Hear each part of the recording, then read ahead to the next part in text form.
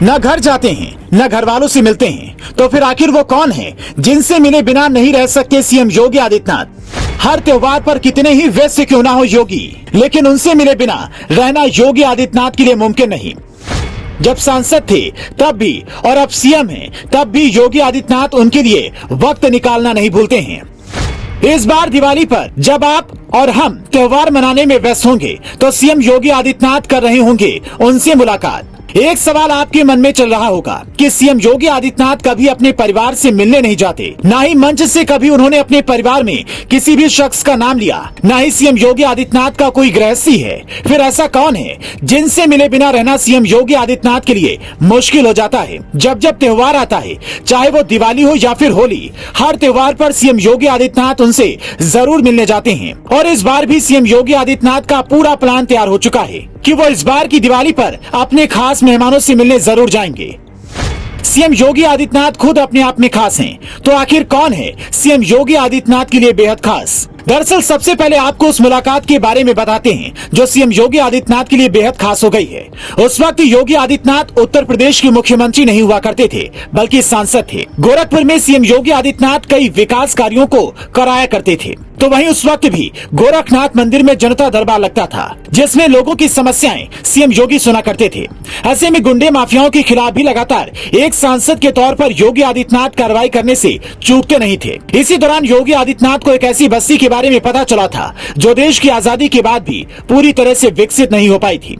और जब वहां जाकर योगी आदित्यनाथ ने देखा तो वो लोग बद से बदतर जिंदगी जी रहे थे। तभी से सीएम योगी आदित्यनाथ ने उन लोगों से अपना रिश्ता बना लिया और विकास की धारा उस बस्ती में मोड़ दी कि पूरी की पूरी बस्ती की तस्वीर बदल गई। पहले सांसद रहते हुए अब मुख्यमंत्री रहते हुए विकास की योजनाएं वहां तक जरूर पहुंचती हैं।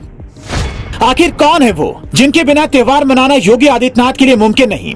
गोरखपुर के पास बीचों बीच जंगल में 5 गांव बसे हुए हैं। वहाँ वो सारी सुविधाएं उपलब्ध हैं जो किसी भी शहर में आपको मिलती हैं। इस पर यकीन करने के लिए आपको जाना पड़ेगा गोरखपुर के कुसुम्भी जंगल में, जहां वन टांगिया समाज के लोग रहते हैं। जहां सीएम योगी आदित्यनाथ की कोशिशों की वजह से सभी 5 वन टांगिया गांवों में आज हर वो सुविधा मौजूद है जो शहरों में रहने वालों को मिलती है। योगी ने वन टांगिया समुदाय के लोगों के लिए जो संघर्ष किया, मुख्यमंत्री बने के बाद उसे सौगात में बदल दिया। वन टांगिया गांवों के विकास और उसमें मुख्यमंत्री योगी आदित्यनाथ का खास योगदान है, जिसे वन टांगिया गाँव के लोग भी कभी नहीं भूलते हैं। योगी आदित्यनाथ सांसद के तौर पर साल 2009 से वन टांगिया के साथ दिवाली मनाते आ रहे हैं और सीएम बनने के बाद भी ये सिलसिला जारी है। यानी वन टांगियों के साथ योगी की दिवाली परंपरा का रूप ले चुकी है।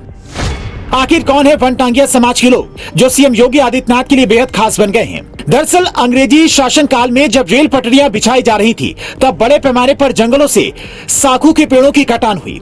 इसकी भरपाई के लिए अंग्रेज सरकार ने साखू के पौधों के रोपण और उनकी देखरेख के लिए भूमिहीन और मजदूरों को जंगल में बसाया।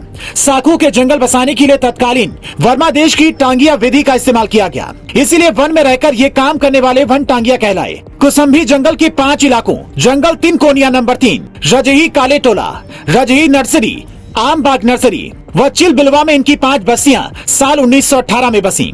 1947 में देश भले ही आजाद हुआ हो, लेकिन वन टांगियों का जीवन गुलामी काल जैसा ही बना रहा। जंगल बसाने वाले इन समुदाय के पास ना तो खेती के लिए जमीन थी, ना ही झोपड़ी के अलावा कोई निर्माण करने की इजाजत। लेकिन जब 2009 में योगी आदित्यनाथ एक सांसद के तौर पर यहाँ पहुँचे तो वन टांगियों के 5 गाँव की तस्वीर बदल गई। सीएम योगी आदित्यनाथ के इन खास लोगों के बारे में आपका क्या कहना है, कमेंट बॉक्स में जरूर बताएं और पेज को लाइक और सब्सक्राइब करना ना भूलें। Special desk India 7 now.